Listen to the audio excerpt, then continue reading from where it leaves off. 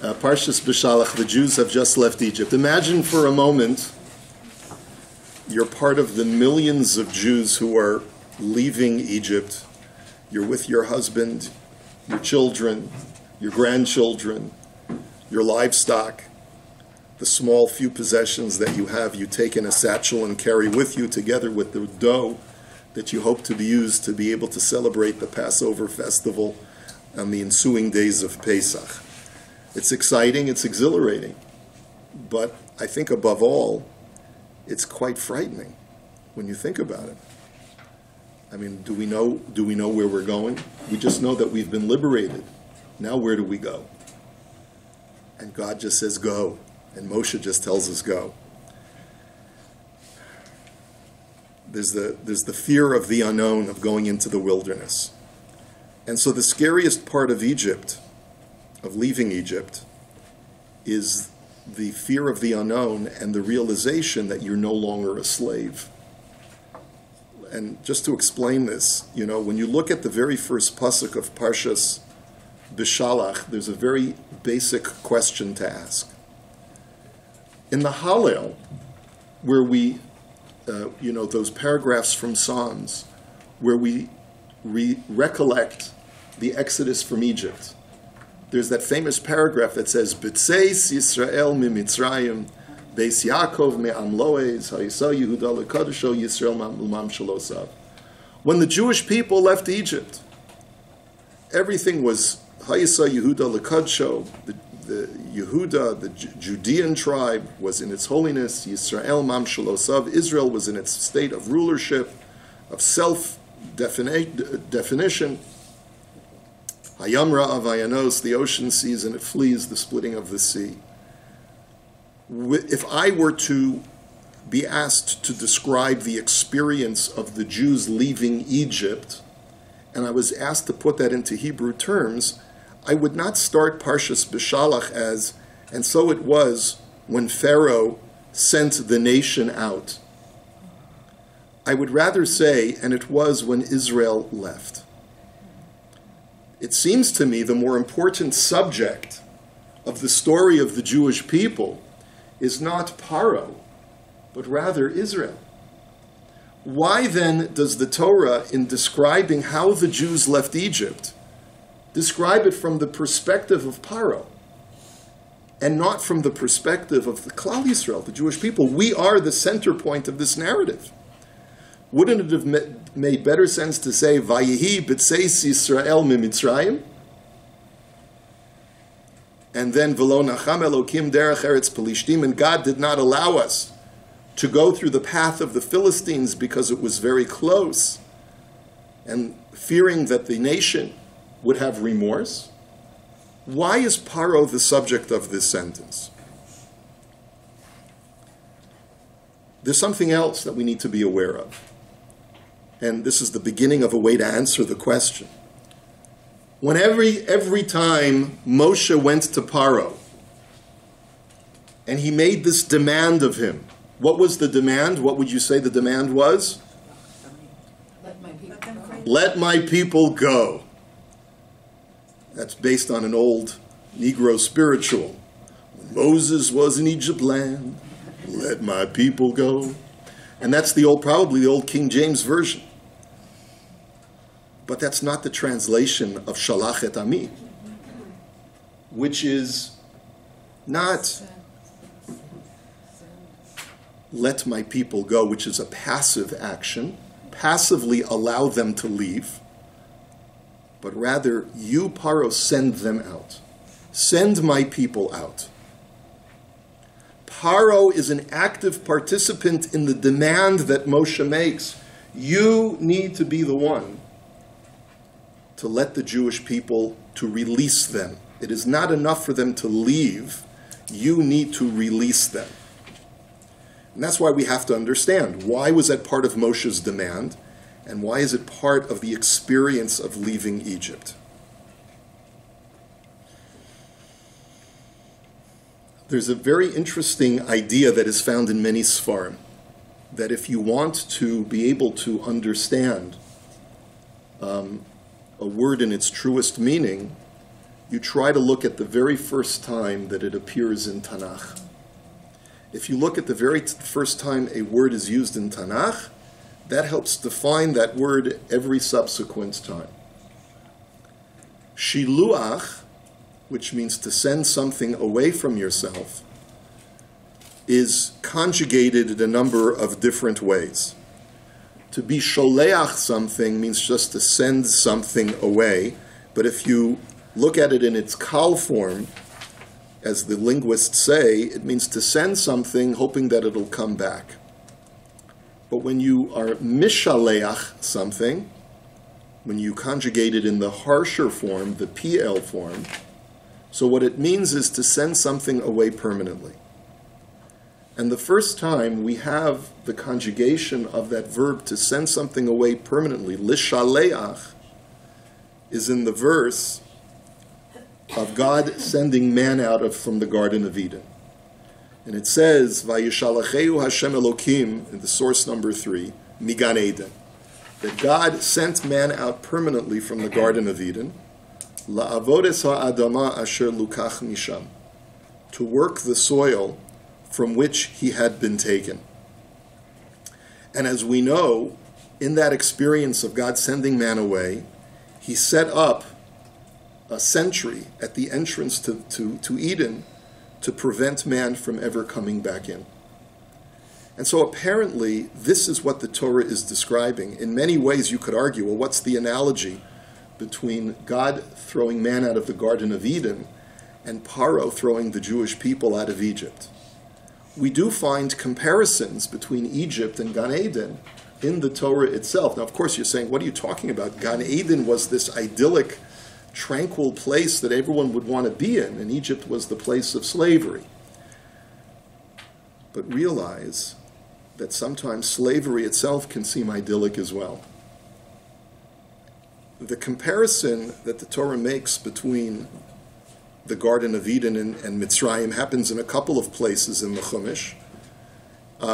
In Parshas Lech Lecha, when Avram tells Lot, you and I have to separate, you go one way and I'll go the other way, what does it say about Lot? Lot lifted up his eyes, and what does he see?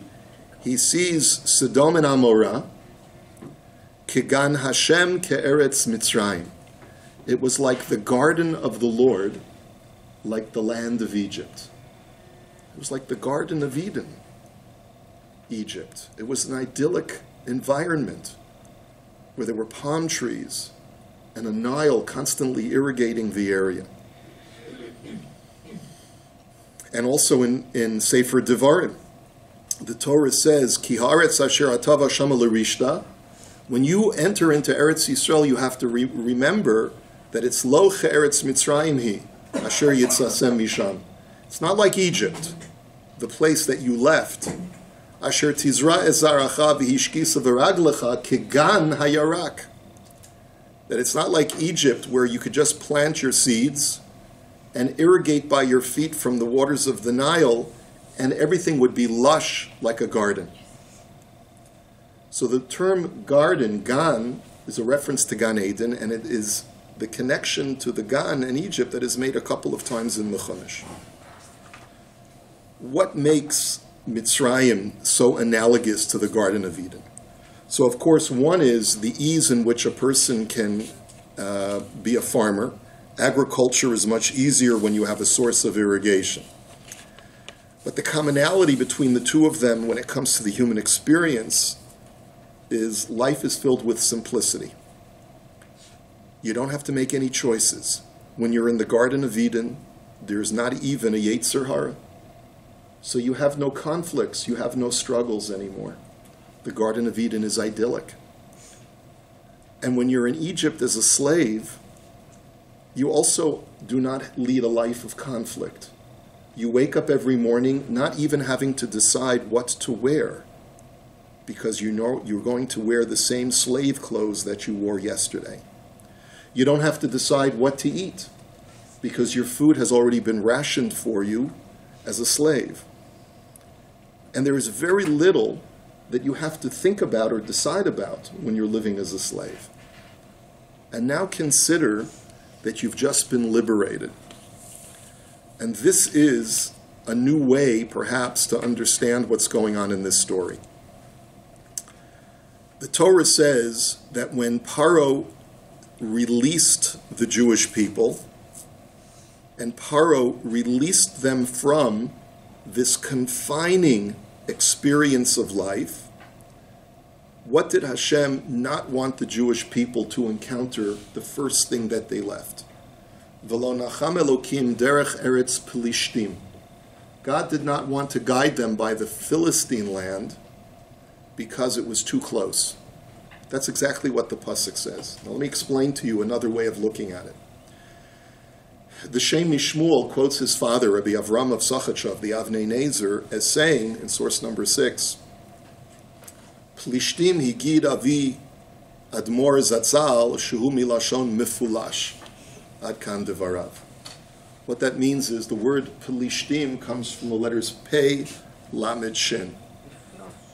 What does mifulash mean? Mifulash is to invade, to go into... Okay, that's right. Because what is the word mifolash means something that is open from one end to the other. So when you are when you are folesh, is that? Polish. Polesh. When you are polesh, you break through something. The Talmud uses the term mifolash to describe a certain kind of alleyway. A mavoi mifolash is an alleyway that is open from one end to the other. And it's the context of that discussion is, are you allowed, how do you make an eruv? That's really the whole discussion over there, but that's the technical discussion. But the word literally means something that's wide open, or something that can be broken through from one end to the other. What does the word Mitzrayim mean? Meitzar. Meitzar. What is a Meitzar? A narrow place, a place of confinement. And what Hashem realized is that when the Jewish people leave Egypt and Paro releases them from this Meitzar, from this confining area, where they don't have to think for themselves, God cannot starkly release them into a completely area of abandon, into a place of mifolash, of Pelishtim. Ki karovu, it's too close. There needs to be a transition of gradual re-education before they are released and unleashed into a world where they can do anything that they want. And that's the deeper meaning of what this story of the Exodus is about. Paro is the active liberator because the Jewish people are now released into an environment where they have the freedom to choose, but they can't be allowed to choose everything. And therefore, this is the educational process which the Jews undergo. Ultimately, that's what Matan Torah is all about. Matan Torah is to create confinement amidst the liberation. Because a Jew who is any human being, who does not have any boundaries whatsoever, cannot ever be free, cannot ever really live a productive life. On the other hand, the Jew who is, or a human being who is overly confined, is not realizing their potential because they don't have the struggle between good and evil. When you look, therefore, going back to God releasing Adam from Gan Eden, why did God release Adam from Gan Eden? La'avod es ha'adama asher lukach misham. To struggle with the soil from which he had been taken. Not only to work with it, but he had to struggle with it. In other words, when you were in Gan Eden, your physical side was not a challenge. You had no yetzer hara. You had no evil inclination. You had no conflicts in life. Now I'm releasing you from the garden in order to allow you to struggle with the adama, with the earthiness of your life. And that's precisely what's going on at the time of Paro sending out the Jewish people and releasing them from their confinement. And that's ultimately why Moshe is demanding, Paro, you have confined the Jewish people, you need to unconfine them and release them. And that's a very frightening experience, a very disorienting experience. And that's why there's a pasuk that comes right after that, if you take a look at Pasuk Yud Tes back in source number 1, the Torah says, Vayikach Moshe et atzmot Yosef imo, that Moshe took the remains of Joseph with him. Now we know that he had promised to do that. But why does that have to be the very first thing that the Torah tells us about the liberation from Egypt? What is its connection to Paro releasing the people? I think that, it's a reminder to the Jewish people that we have been released into areas where we haven't been confined, where we felt that sense of liberation, where the walls of the ghetto came down. And yet we were able to control ourselves and to self-monitor ourselves, just like Yosef HaTzadik did when he went down to a Mitzrayim that was quite liberal at the time. And this is the message to the Jewish people, why Moshe is taking the bones of Yosef. He's taking the bones of Yosef to remind us, you don't have to feel that you need to be a slave in order to keep your baser tendencies at bay. You can live as a free human being and still be virtuous and still be good, and yet still have choices and struggles with your Yetzer Hara. Look at Yosef. He was removed from a holy environment and had to struggle with his own demons, and he was able to emerge victorious and live as a devout Jew. So that's the idea of this liberation. It's the scariness of not only not knowing where we're going, but not knowing what's going to happen to me. I once mentioned in a drush, I quoted this paragraph. There's a book called The Blues People, Negro Music in White America. It was a book that came out in the 1960s. And in the Wikipedia entry, the whole thesis of the book, it's a seminal study of Afro-American music and culture generally by Amiri Baraka, who published it as Leroy Jones in 1963. In Blues People, Baraka explores the possibility that the history of black Americans can be traced through the evolution of their music. It is considered a classic work on jazz and blues music in American culture. How many of you like jazz and blues? Anyone? Okay, all right, you got some people. The chapter, Slave and Post-Slave, mainly addresses Baraka's analysis of the cultural changes Negro Americans had to face through their liberation as slaves, and how blues developed and transformed through this process. After years of being defined as property, the Negro had no place in the post-slave white society. They had to find their place both physically, as they looked for somewhere to settle, but also psychologically, as they reconstructed their self-identity and social structure. Their freedom gave them a new sense of autonomy, but also took away the structured order of life they had been accustomed to. That's what we're reading about in this week's Parsha. I was going to say that survivors, when they were liberated, they also went through the same thing. Many of them could not adapt to a life after the camps, tragically enough. And we find this many times when people are incarcerated for many years and they're in jail. They're sitting and languishing in prison, and then finally they're released. Many times they don't know how to lead a normal life because they don't know how to live as a free person. So, yes? Just to go back to Pastor Korobkin for a second, when you said Hashem sent man out of Gan Eden, never to return, I thought that one day, the end of everything, we will go back to being in Gan Eden. Well, the question is what Gan Eden is going to be in that time. If it's going to be a metaphysical location, so then maybe it is or maybe it's not the same Gan Eden. But certainly it's a permanent thrusting out because you're never going back there until a very, very long time. Until I completely reconstruct all of physical reality. So that is a permanent. It's a permanent, at least as permanent as the human experience can gauge. Yes? With the, let's say, the danger of going into the Philistine territory, I was thinking of two pathways. One, they would become slaves again, maybe to the Philistines, like they didn't know how to fight or battle. And the second one is they would get assimilated or adopt the Philistine ways? Was that Well, a danger? Or? We don't know too We don't much know. about the Philistines during this period of time.